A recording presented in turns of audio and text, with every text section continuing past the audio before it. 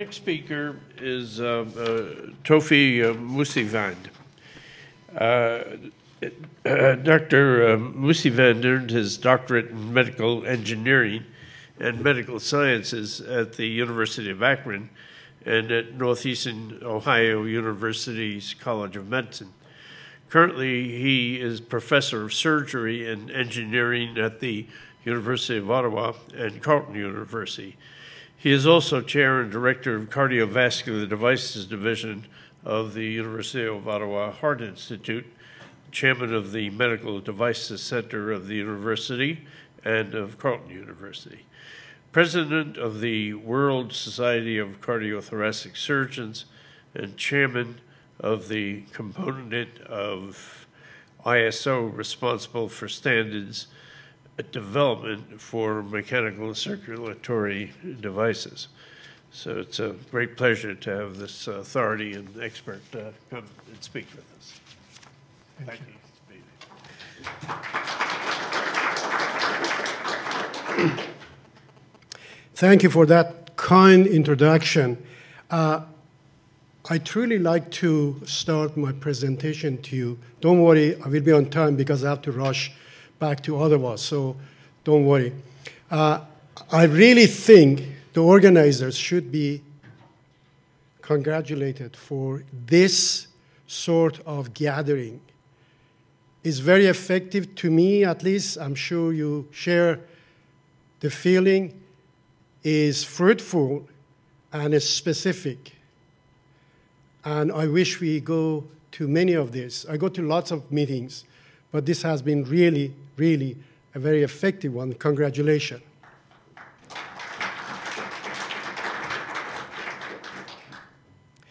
All right. Also, I want to indicate I'm both honored and humbled to get here, to be among you. That's an honor.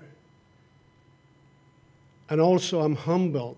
I feel there's so much knowledge and wisdom here that makes me feel very, very, very low. Last night and this morning, we talked to some of you people. I was just sliding on the table. Let me start the talk. About 10 years ago, some of you may know, or you have seen it on TV, there was a demonstration that you could really use telemedicine for patient care. I was in Tokyo, Japan, and Dr. Kion, who is a surgeon, was in Ottawa Heart Institute in Ottawa. We demonstrated in live audience on TV that we were able to control an artificial heart from Tokyo to Ottawa and back and forth. In fact, I stopped the heart, restart the heart, and subsequent to that, we did lots of animal testing in Cleveland Clinic, in Kentucky Jewish Hospital, and Hershey Center to see if a device could be controlled remotely, which we did. After that success, I became a little suspicious and worried. I was talking to my wife one night. She said, look, you shut up. If you don't shut up, I'm going to, she's a physician, I'm going to stop your artificial heart and you will be dead. Because of my wife, I got so scared, and I went and talked to RCMP. This is real, it's not a joke, it's real. I talked also to some of the people in NASA, Lewis Center near Cleveland, because I used to work at Cleveland Clinic. So I knew him. I said, what's the best way to making sure my wife or her boyfriend doesn't kill me? They told me about encryption and all those things, but that's not for sure. If she wants to kill you, she would. I said, well, what's the best thing then? Tell me something else that is good, effective. Say DNA. So they told me about 10 years ago that if you could identify authorized people by DNA, then that's a really good security method. I collected some of my friends. I tried to tell the engineers I'm an engineer, the scientists I'm scientist, and doctors I'm a doctor. They all laugh at me. So I said, the hell with you people. I went and begged. They appointed me as department chairman, so I collected lots of smart people around me. And I got these smart people together and said, look, I want to have a security for all the medical devices, or any time that you want to get access to a patient, or the patient record or patient devices, which they are implanted inside of the patient, like pacemaker, defibrillators, artificial heart. And I want you to work on DNA. And what I really outlined, still they're laughing at me, but there was some success with them. I want a DNA that can be done rapidly. That's a major problem, as you know. 2, I want a method that we could get DNA, not only from invasive, like blood, but also from non-invasive, like fingerprint. And the third one, I want to make it portable. Because as you know, take sample, take it to the lab, huge number of experts are needed, and so on. The last but not the least, I wanted to make it inexpensive. One of the staff looked at me and said, I thought you were crazy, but you really proved it today that you're crazy. We can't do it. Anyhow, I said, well, just try it. And I'm going to go quickly on this. How do you change a slide? Somewhere here? Sorry. Oh, no, sorry. Oh, okay. Thanks. So that will become our hypothesis. Can we have a portable DNA detector that is rapid, inexpensive, all the things I indicated to you? And I know very little about, in fact, molecular biology. At med school, I almost failed 2 courses. One of them was biochemistry. I don't know how many of you love biochemistry. I know many of you are good. And it's very needed today. And I realize that now, not when I was a student.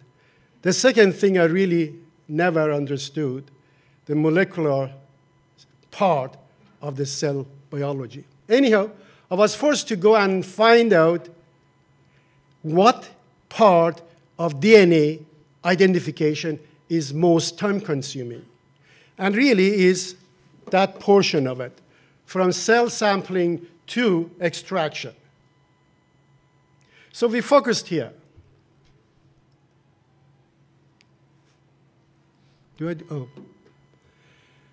And as you know, major delays, these are examples. I'm not going to read them. However, as you know, that's a major problem. Am I doing something crazy here? Can DNA be obtained from non-invasive sources? We had lots of difficulties. Eventually, we find out that we could do that. In fact, we were able to get DNA from fingerprint. And these are examples of it. In fact, at the left side and right side, they're same slide. On only difference is on left side, we had some debris of cell to the right. On the right side, after applying the method, we noted that we have basically collected most of the cells. The other thing we did, we said, okay, if this is okay, we could do it in human being with fingerprint. Let's see if we get enough sample. As you know, one of the problems in detection of DNA, you need enough sample. And we find out in 16 volunteers, we work in a hospital, so you have to get all informed consent. Just put their finger on a piece of paper or glass. We find out in all cases, we were able to have more than what we needed. And those are, at the bottom shows, we didn't want to give the name of the patient or people, we just gave the number.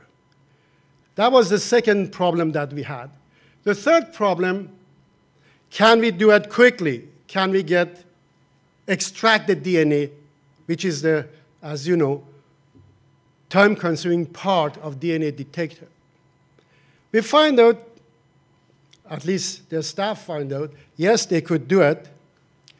And on the right, you see, at the time, this is about 3 years ago, 4 years ago. At the time, those are methods that were available for extraction of DNA. This is the method that we developed. Basically, we went to 15 minutes. And I had an abstract presented, I think it was San Francisco or somewhere. And after the abstract was published, we didn't disclose all the detail. I had 40 phone calls in 1 week from mostly police departments in US and Canada, FBI and RCMP. And they want us to go and help them. I said, that's fantastic, no problem, we will help you. But let us to do 3 things. Number 1, to have some patent application, because as soon as I disclose it, it is useless to our hospital, and hospital would shoot me if I do that. 2, let's get independent body to confirm what we claim. And the third one was, I said, we need to make it 15 seconds, not 15 minutes. And I tell you why in a few minutes. This slide is showing that what I tell you is truth, is confirmed by this young, good-looking woman. Now, this is really something they talked about, breakthroughs for nabbing the thieves and criminals, and they just indicate at that time that we have developed this method. So, in short, we were able to get DNA within 15 minutes. In fact, I know some of you from Motorola here.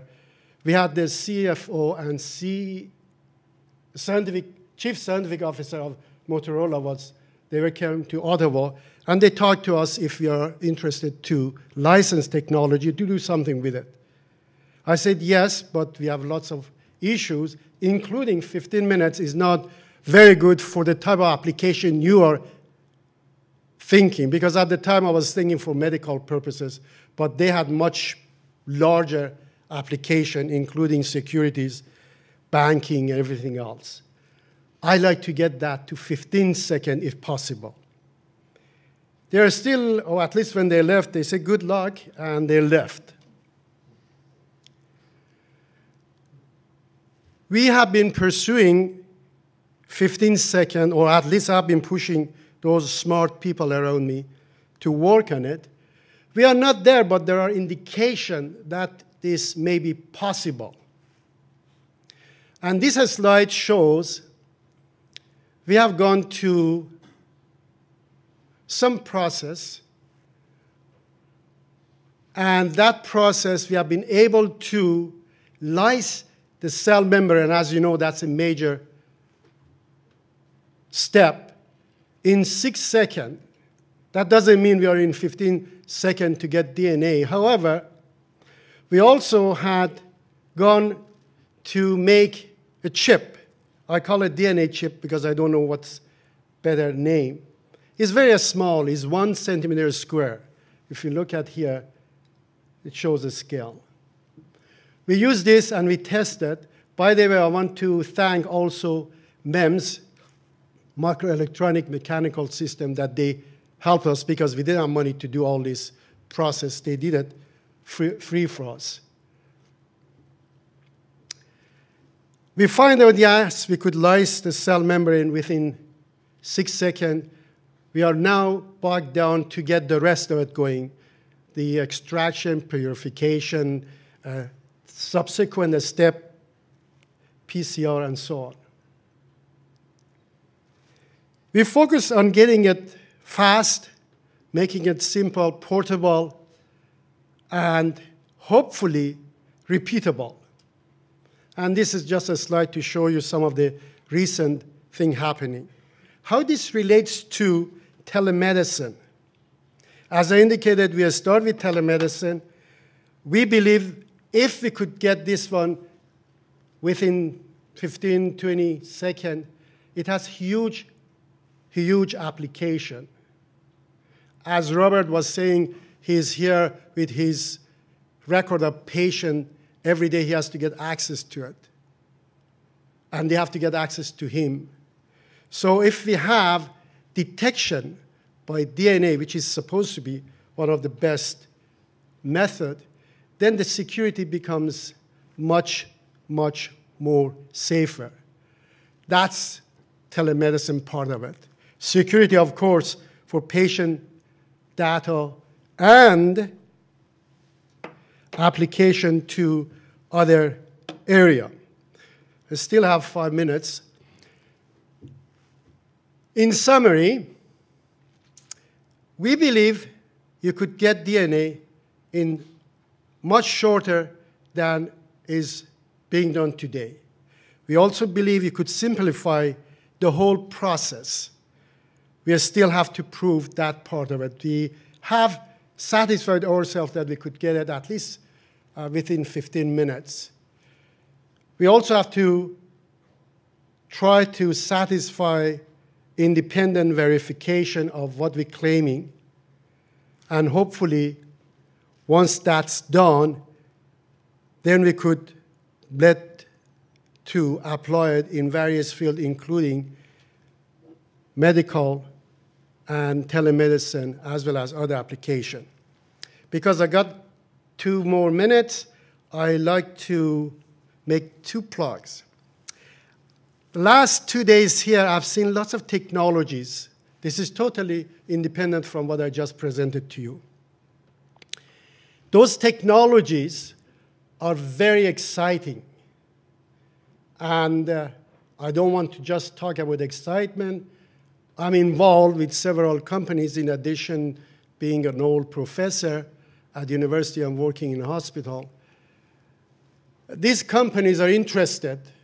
If some of you have technologies that you like to get investors, please send me if you have a good business plan, and we might be able to help you, not me, I'm not rich, but the people have access to, they could help in investing to some of the things I've heard today.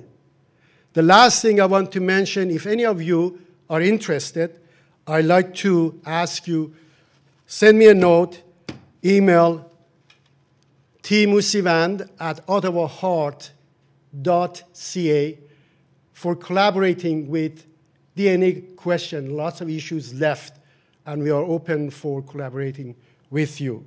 Mr. Chairman, I also have to excuse myself. I won't be able to sit here and answer questions, so please forgive me, and you as well. I have to catch up my way back to Ottawa, otherwise the hospital would fire me, and you don't want to have old man to be fired. Thank you very much.